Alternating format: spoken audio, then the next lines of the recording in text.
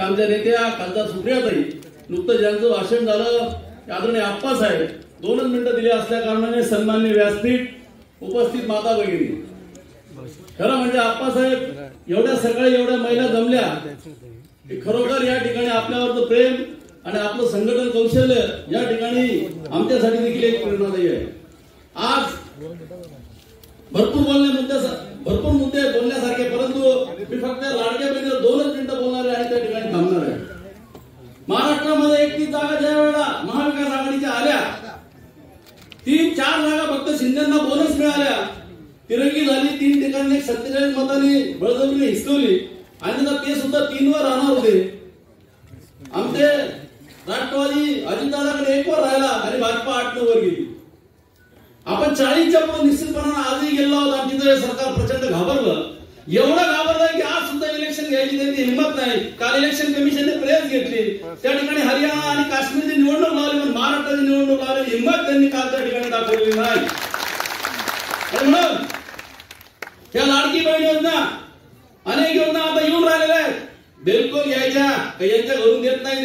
Tax भरतो आपण, शेतकऱ्या करतात आपले बापदादे पहिल्यापासून. आणि याच्या पुढे जाऊन सांगतो माता बहिणींना की सर्वसामान्य घर असेल, मजुरी करणारा असेल, 1-2 एकरवाल्याचं शेत असेल, कुटुंब असेल, त्या घरामध्ये माझ्या माहितीप्रमाणे 5,000 रुपयाचा तरी महिन्याला किराणा लागतो की नाही?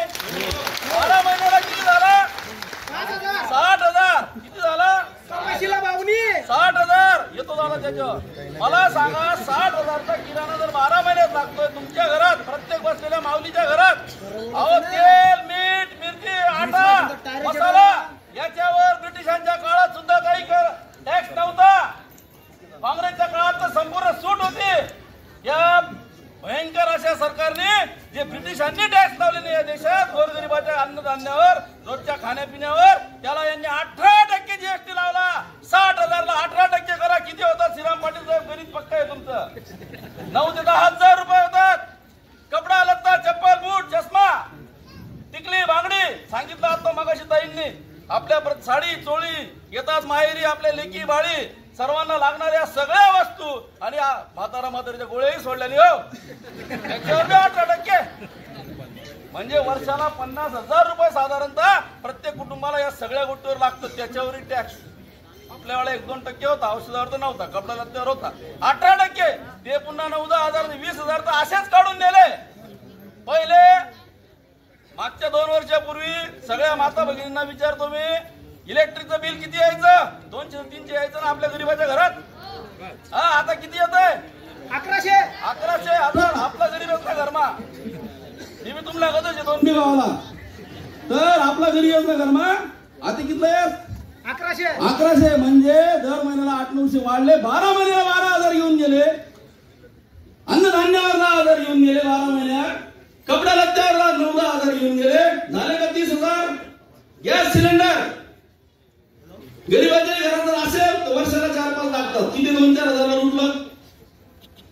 कपाशी 2 क्विंटल 3च क्विंटल पिकली, जरा 4च क्विंटल, जरा 4-5 हजार भावामध्ये मारलं, 20,000 रुपये येऊन गेले. झाले का 50? बी बियाणं, खत, मटेरियल गरीबाच्या गरीब माणसाला 15,000 लागतं. किती? बाकीचे आमचे शेतकरी मंडळी बसतील तुम्हाला 1-1 लाखाचं लागतं. हे आधी फक्त त्याच्या निम्म्या द्यायचं. अहो खते बी बियाण्यावर सुद्धा टॅक्स लावला. या कंपन्यांनी इलेक्ट्रॉल बॉन्डच्या माध्यमातून यांना निधी दिला आणि यांनी प्रचंड महागाई वाढवण्याची थैली 400-500 राहिली, डीएपी 1800-2000 यायला लागली. डबलने पैसे लागायला लागले. तिथे पुन्हा 5-25 गाडे लाखभर रुपये गरीबाच्या घरातून यांनी काढून दिले. ताई गॅस वापरणं बंद होत आहे. आजकाल तुम्ही पहा गाडीने जात असताना तुम्हाला बळतण फाटा गेल्या 10 वर्षापासून बंद झाला होता. या आमच्या माता भगिनी आता बळतण फाटा करताना दिसतात तुम्हाला. उन्हाळ्यात दिसतात की नाही? जमा करतात की नाही? गाड्या वगैरे इतका गॅस सुद्धा वाढलेला आहे. आणि म्हणून हे 5-50 लाख रुपये तुमच्या घरातून काढून दिले आणि आता काय देत आहे? महिन्याला 1500. 12 महिन्यात किती झाले? 18,000 काढून किती दिले खिशातून? बस एवढं लक्षात ठेवा.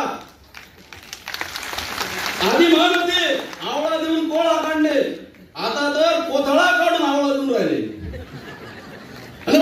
फक्त घाबरलेले, प्रचंड घाबरलेले. इलेक्शन हिम्मत नाही.